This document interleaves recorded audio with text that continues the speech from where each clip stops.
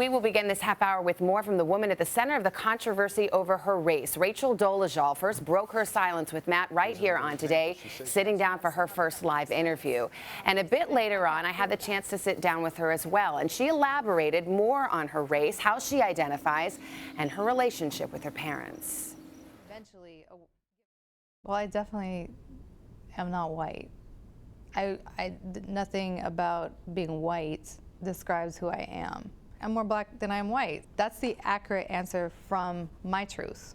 Do you feel you've been deceptive at all? I really feel like there have been moments of some level of creative nonfiction where I have kind of had to explain or justify some of the timeline and logistics of my life in a way that made sense to others. You just said, I'm not white. I know I'm not white. Right. In 2002, you filed a lawsuit against Howard University alleging discrimination on the basis of you being white in a predominantly black university. How do you explain those two things? Right. Again, that is based on the perception of the individual who terminated my scholarship and teaching position. Definitely, that was an injustice. It's one of the few times that I actually have stood up for myself. And again, I didn't financially gain anything from that. In essence, that's a lawsuit that says, I'm white and I'm being treated poorly because of it. But is it? Or is it saying I'm being treated as white? I'm being seen as white. The whole world has now seen pictures of you as a little girl, as a young woman. You look very different than you look right now. Right. Have you changed your physical appearance? Yeah, well, definitely. I've experimented with my hair since living in Mississippi, really. Have you changed your skin color? I have not taken any melanin shots. I haven't had surgeries or anything like that. Certainly, I'll, maybe like some days, if, if I have spray on, like bronzer or whatever to get glow. Rachel's identity was revealed worldwide by her parents, who she claims have been unsupportive and even abusive toward her and her siblings. They have denied any physical abuse. And I know you've claimed that, among other things, they punished you and your siblings with whips that you compared to those used during the time of slavery. Is that what happened? Baboon whips in South Africa were used, and in fact... By your parents? Yes, and there are scars on the bodies of at least two, if not 3 or 4. I don't know about the other 2 of the siblings. But just to be clear, because I read a prior interview, you're not alleging that you were physically abused in South Africa? No, no. And you've never been to South Africa? No. Okay. Yeah. Because there are prior statements in which you said you had been.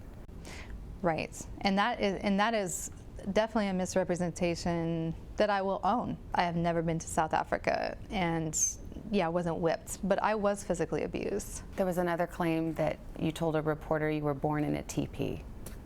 Right. Is that true? I was not born in a teepee that I know of. I actually don't know where I was born. A lot of people have made comparisons to the transgender community and how you can feel one way inside and your physical body may not match that. Right. Do you consider this to be something like that? I hadn't necessarily thought of it like that, but just yesterday I finally had a chance to read Caitlyn Jenner's piece, in the magazine, and really just, and I cried. I cried because I resonated with some of the themes of isolation, of being misunderstood, to not know if you have a conversation with somebody, will that relationship then end because they have seen you as one way? And I've even in dating relationships, one of the things, and I'm bisexual, and so, I've dated men and women, and I will intentionally ask, like, so do you just date light-skinned women? Are you into, what's your spectrum? Do you feel like a little bit under siege by all of this? Oh, for sure. Yeah, definitely. We should add Dolezal's parents deny all of Rachel's abuse claims. And by the way, her 2002 lawsuit against Howard University was dismissed by an appellate court.